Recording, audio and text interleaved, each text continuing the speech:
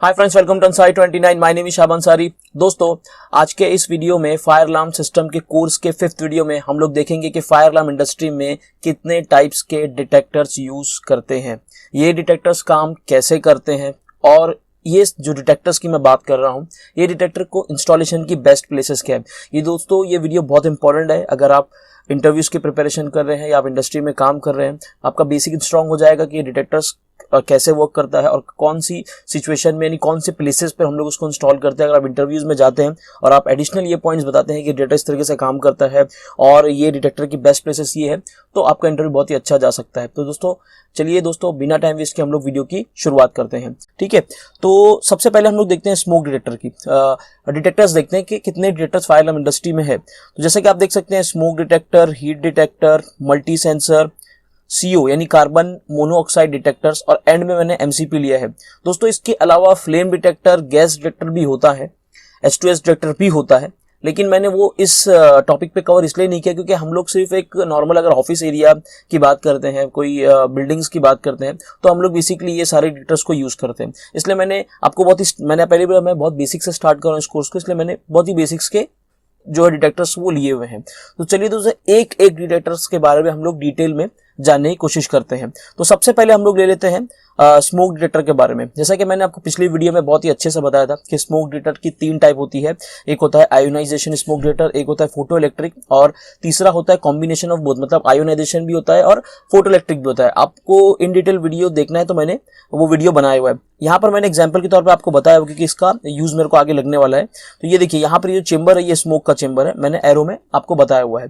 इसका in detail मैंने video बनाया हुआ है। अगर आपको देखना है कि ये डिटेक्टर्स कैसे काम करते हैं और कितने टाइप्स की होता है, तो मैंने ये जो वीडियो है, ये वीडियो मैंने बहुत ही अच्छे से एक्सप्लेन किया हुआ है। आप वीडियो देख सकते हैं, उसका लिंक आपको डिस्क्रिप्शन में और आई बटन में मैं दे दिया हूं, तो आप वहां से जाकर वीडियो को वॉच कर सकते हैं। इसलिए मैं इस टॉपिक पर ज्यादा टाइम वेस्ट नहीं करूंगा। तो अब देखते हैं स्मोक डिटेक्टर जो है उसकी बेस्ट प्लेसेस कौन कौन सी हो सकती है। हाउस में आप यानी घर में आप जो है स्मोक डिटेक्टर को इंस्टॉल कर सकते हैं, बेस्ट प्लेस है वो। ठीक है, अच्छा, यहाँ पर आप जान लीजिए कि यहाँ पर मैं आपको इस वीडियो में आपको ये नहीं बता रहा हूँ कि एक स्मोक डिटेक्टर कितना एरिया कवर करेगा, एक स्मोक डिटेक्टर से दूसरे डिटेक्टर्स के बीच में कितना डिस्टेंस है, वो इस वीडियो में कवर नहीं है। वो आगे आने वाली जब मैं डिजाइनिंग की वीडियो बनाऊंगा तब मैं आपको बताऊंगा। अभी मैं आपको सिर्फ बेस्ट प्लेसेस बता रहा हूँ। तो जैसे बेस्ट प्लेसेस मैंने आपको बताया, हाउस है, आपका ऑफिस एरिया है, मीटिंग रूम है, वॉशरूम्स है, डेटा सेंटर यानी सर्वर रूम है, क्रिटिकल जो रूम्स होते हैं वो है, देन हॉस्पिटल है, स्कूल्स है, यानी ऐसा एरिया जो हम लोगों को प्रोटेक्शन में लाना है फायर से, वो सारे एरिया में हम लोग जो है स्मोक डिटेक्टर को यूज कर सकते हैं। कुछ इसके ऐसा भी है जैसे कि अब कुछ एरिया में स्मोक डिटेक्टर काम नहीं भी करते। जैसे मैं आगे वीडियो को चलेंगे तो आपको समझ में आ जाएगा, इसलिए वीडियो में कंप्लीट बने रहिए तो कि आपको पूरी नॉलेज मिल पाएगी। तो ये बेस्ट प्लेसेस मैंने आपको बता दिया। अगर आप इसमें से 5 एग्जाम्पल भी आपके इंटरव्यू में बता देते ना, तो डेफिनेटली आपका जो इंटरव्यू बहुत अच्छा जाएगा। अब आगे देखते हैं हीट डिटेक्टर्स। तो हीट डिटेक्टर्स की कितनी टाइप्स होती है। तो पहला होता है फिक्स टेम्परेचर, सेकंड होता है रेट ऑफ राइज, और थर्ड होता है कॉम्बिनेशन ऑफ बोथ, मतलब दोनों मिक्सचर होता है। अब ये फिक्स टेम्परेचर क्या होता है दोस्तों? फिक्स टेम्परेचर का मतलब ये होता है कि जो हीट डिटेक्टर है ना, वो स्मोक की तरह नहीं काम करता है। जैसा कि आप यहाँ पे वीडियो में देखेंगे, ये एक हीट डिटेक्टर है। ठीक है, ये एक हीट डिटेक्टर है। अच्छा, इसके अंदर है ना, यहाँ पर आप देखेंगे तो एक यहाँ पर आप डंडी दिख रही है, एक छोटी सी नीडल है। ठीक है, ये नीडल को देख के आप आइडेंटिफाई कर सकते हैं कि ये जो है ये एक हीट डिटेक्टर है। ठीक है, हीट डिटेक्टर बेसिकली जो रूम है वो रूम की हीट पे एक्टिवेट करता है। तो यहाँ जैसा कि आप देख सकते हैं, फिक्स टेम्परेचर वाला डिटेक्टर है, मेरा एक डिटेक्टर इंस्टॉल किया जो फिक्स्ड है, तो 57 डिग्री अगर रूम का टेम्परेचर हो जाता है, उस रूम में इतनी गर्मी हो जाती है कि 57 डिग्री तक वो रीच कर जाता है, पहुंच जाता है, तो ये जो डिटेक्टर है वो एक्टिवेट हो जाएगा। डिग्री में 57 आप इंटरव्यू में बोल सकते हैं, और फेरेड में 135। ठीक है, रेट ऑफ राइज। अभी रेट ऑफ राइज का मतलब क्या होता है आप समझिए। रेट ऑफ राइज का मतलब ये होता है कि कोई डिटेक्टर 70 डिग्री पर सेट किया गया है, लेकिन 70 डिग्री से उसको 80 या 90 यानी 15 डिग्री इंक्रीज होने में 1 मिनट के अंदर अगर वो इंक्रीज हो जाता है, यानी मान लीजिए रूम का टेम्परेचर अभी 70 डिग्री है और 70 डिग्री से 80 to 90 आने के लिए विदिन 60 सेकेंड यानी 1 मिनट के अंदर उसका टेम्परेचर बढ़ जाता है। इसका मतलब सच में वहां पर हीट बहुत ज्यादा बढ़ गई है, फायर लग चुका है और वो डिटेक्टर जो है वो एक्टिवेट हो जाएगा। तो ये दोनों बेसिक डिफरेंस है फिक्स्ड में ऐसा है कि अगर 57 डिग्री रूम का टेम्परेचर रीच हो गया ऑटोमेटिक डिटेक्टर एक्टिवेट हो जाएगा। लेकिन रेट ऑफ राइज में ऐसा है कि ये डिटेक्टर आइडेंटिफाई करता है रूम का टेम्परेचर कितनी तेजी से बढ़ रहा है, यानी विद इन 1 मिनट के अंदर अगर इसका टेम्परेचर 15 से 20 डिग्री या 10 डिग्री चेंज होता है विद इन 1 मिनट, तो ये डिटेक्टर जो है वो एक्टिवेट हो जाता है।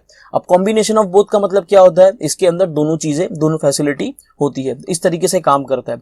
इसकी सर्किट किस तरीके से काम करती है, जैसा कि आप वीडियो में देख सकते हैं, जब हीट उसके अंदर जाती है तो इसके अंदर एक निडल होती है, वो निडल के अंदर नीचे जो पार्टिकल होता है वो सॉलिड स्टेट में होता है, लेकिन हीट की वजह से 57 डिग्री होने पर हीट की वजह से वो पार्टिकल जो है मेल्ट हो जाता है, और मेल्ट होने के बाद वो लिक्विड फॉर्म में कन्वर्ट हो जाता है। जैसे वो लिक्विड फॉर्म में कन्वर्ट होता है, जो सर्किट है वो ब्रेक हो जाती है, और जो हीट डिटेक्टर की सर्किट है वो आइडेंटिफाई कर लेती है कि यहाँ पर जो है टेम्परेचर बढ़ गया है और वो एक्टिवेट हो जाता है। तो चलिए दोस्तों आगे बढ़ते हैं वीडियो में।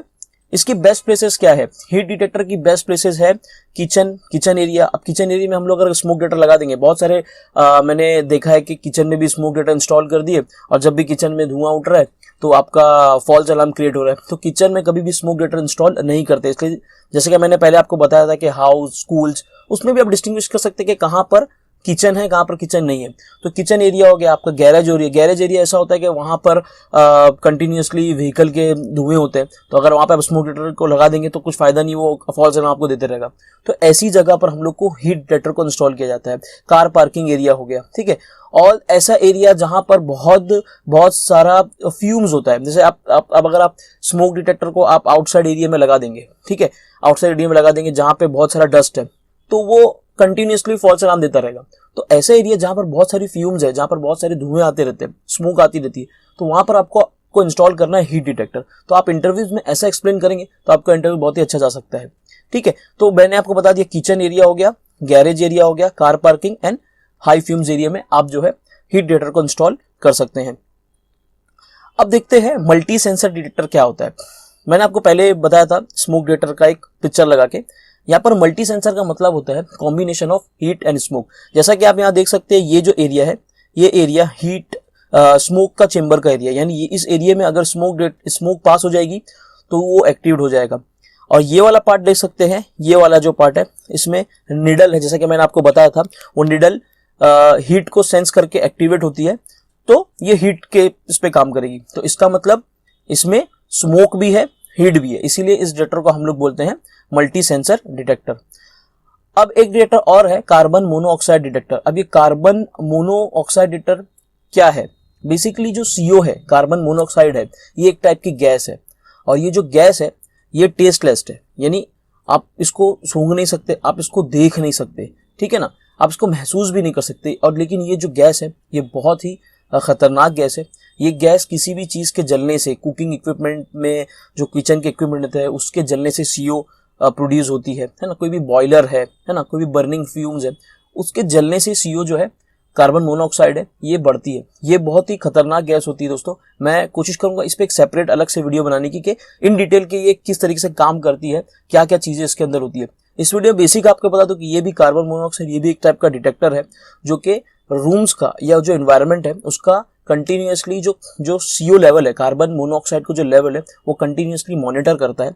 और 70 ppm, जैसा कि यहाँ पर आप देख सकते हैं 0 ppm है, तो 70 ppm होने के बाद ये जो है अलार्म क्रिएट करता है। वो भी डिपेंड करता है अलग अलग सिचुएशन, अलग अलग इन्वायरमेंट पे।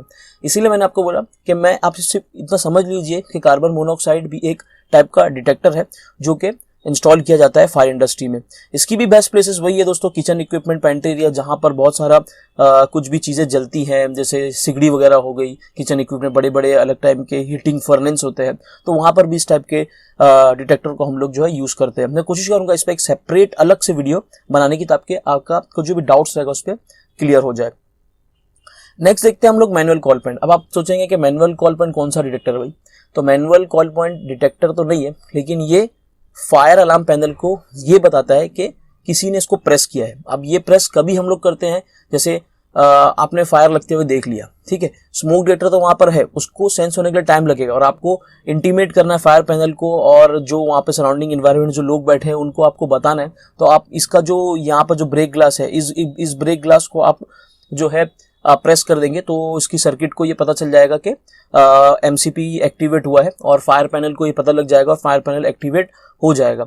इसकी बेस्ट प्लेसेस दोस्तों ये है कि जितने भी एग्जिट डोर होते हैं, एग्जिट डोर स्टेयरकेस का जो एरिया होता है जहाँ से हम लोग बाहर निकलते हैं, वहाँ पर हम लोग इसको इंस्टॉल करें ताकि कोई भी इंसान है, जो भी ह्यूमन है, अगर वो डोर की तरफ जाता है तो सबसे पहले वो इसको बहुत ही इजीली, जैसा आप उसको प्रेस करेंगे ये प्रेस हो जाता है, तो इजीली प्रेस करके वो इवैक्यूएट हो सके और भी जो लोग अंदर हैं उनको ये पता लग सके कि फायर अलार्म पैनल जो है एक्टिवेट हुआ है। उम्मीद करता हूं दोस्तों आपको वीडियो पसंद आया होगा। अगर वीडियो पसंद है प्लीज इसे लाइक कर लीजिए और आपके फ्रेंड्स और कंपनी ग्रुप में इस वीडियो को शेयर कीजिए। इस वीडियो के रिलेटेड या किसी भी वीडियो के रिलेटेड आपके कुछ डाउट्स हैं तो आप मुझे कमेंट कर सकते हैं, मैं पूरी कोशिश करूंगा आपके आंसर करने की। और दोस्तों अगर आप फायर अलार्म सिस्टम का कोर्स अच्छे से सीखना चाहते हैं तो प्लीज स्टार्टिंग से सीखिए, जो भी मैं बोलता हूं उसको नोट कीजिए, तभी आपका कोर्स एक सक्सेसफुली कंप्लीट होगा। तो चलिए दोस्तों मिलते हैं अगली वीडियो में, तब तक के लिए बाय बाय।